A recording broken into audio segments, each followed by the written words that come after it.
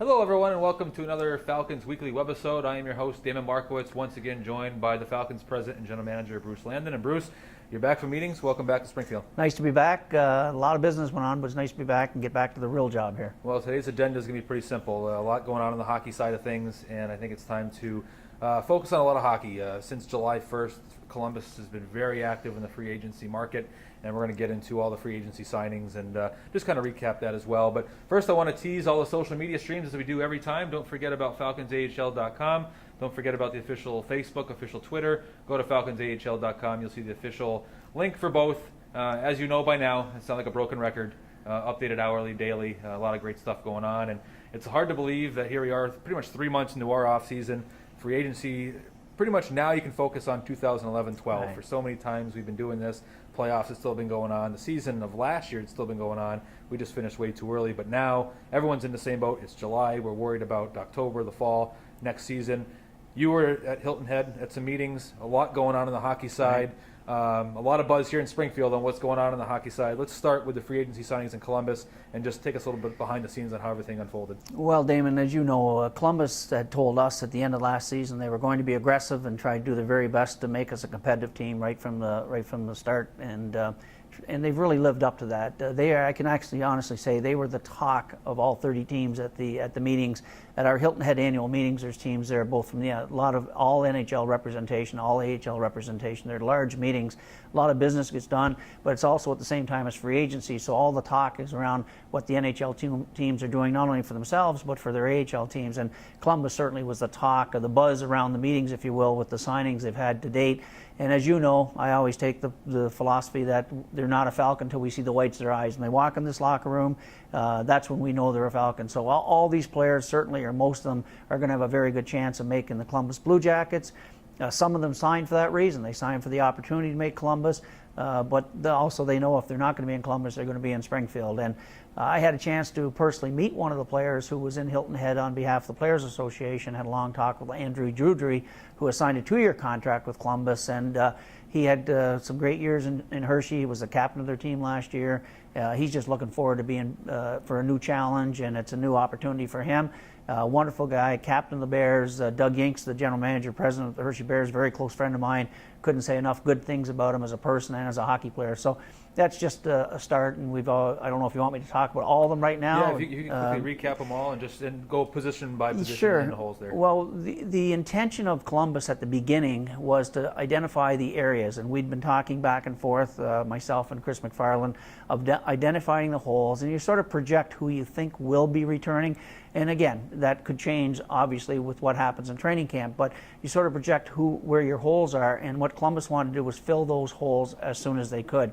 And free agency, the money was crazy. The money is crazy. On July 1, when free agency hits, the big name players all are demanding an awful lot of money, and most of them get an awful lot of money. But they identified their problems. We had to get a goaltender in here to be a number 3 in the organization with Columbus, but a number 1 with us. And as you know, and our fans know, they went out and signed Dekanich, who they feel is ready to be a backup in the National Hockey League, and they protected themselves by signing Curtis Sanford to arguably be our number 1 goaltender. However, I say that Curtis will also have every opportunity to make the Columbus Blue Jackets, and if there's an injury or something, or he outplays Dekanich, it'll be interesting what happens at camp. But the signings of Dekanich and Sanford, 2 high-end quality goaltenders, sends a message right away, and that was their start. Then they identified some areas they had to take care of at center ice. There's still one centerman that I can't announce the name officially yet that they've signed, will be arguably a number 1 centerman. Again, he will have an opportunity to make the Columbus Blue Jackets. His name has sort of surfaced out there a little bit, but until contracts are signed and things are official, I'm not going to personally release his name. It wouldn't be fair to Columbus or to the player. But they have signed a number 1 centerman for us as well. They signed a kid by the name of Drazanovich out of Peoria. I had a chance to talk to Kevin McDonald, who was the assistant general manager of the St. Louis Blues and the general manager of the Peoria Rivermen. He just loved this kid. He's a legitimate number 2 centerman in our league. He dishes the puck to both sides well. He's got some decent speed. He's got some high offensive instincts. He's very strong in his own zone, and he's supposed to be a quality person. And I have to say that in that Columbus want to make it very clear to everyone that, and the agents and to us as well in Springfield, they want to not only take care of signing good players, but also sign good people. Get a good feel in this locker room, a good character feel in this locker room. So from what we hear, Drazanovich will bring that. Then they went further on down, signing Andrew Judry, as I mentioned, to a 2-year contract, who's been a captain of the Hershey Bears, a very solid defensive center iceman, a great penalty killer. And the thing I've heard about Andrew from speaking to, again, Doug Yngston Hershey, and to Andrew himself, he has better offensive upside than perhaps he's had the chance to show in Hershey. Hershey's always had some pretty good high-powered guys playing ahead of him. He feels he's capable of adding more goals, more points to his personal stats. But tremendous kid, great in the community, a supreme penalty killer, good, certainly solid third-line centerman. Obviously, the big signing was Alexander Giroux. You have to be under a rock if you follow the American Hockey League that not to know what Alexander Giroux has accomplished. I mean, he has just been Mr. American Hockey League over the last several years. A big year last year in Oklahoma City. He's only 30 years old now, I believe. He's not like he's an old man. He's got some good hockey left in him. He's a sniper. I've talked to several people who have had him on their teams when I was at the league meetings. A quality person as well. A good size individual, but give him the puck around the net. His numbers, his goals speak for themselves. So that was certainly the big signing that created the buzz, because Alexander Giroux has always been one of the high sought after free agents when July 1st starts. Then they had to address the defense. They were a little concerned about making sure, although we got some probably really good returning second-year pros, maybe third-year pros, but they wanted one more veteran in the mix, and they signed Aaron Johnson. Had a chance to talk to Howard Dolgan, my good friend, who's one of the owners of the Syracuse Crunch, who had Aaron there.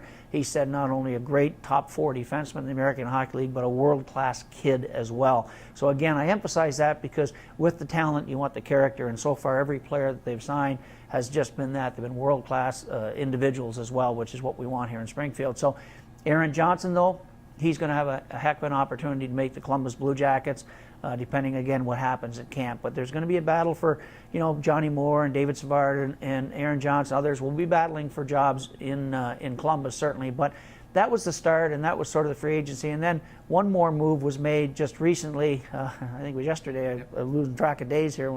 But they had a chance to trade Mike Blunden to pick up Ryan Russell from the Hamilton Bulldogs. And again, Blundy was hurt with us, unfortunately. We didn't really get a chance to see the real Mike Blunden. He's a big kid, dedicated to get back in shape. He had two shoulder surgeries.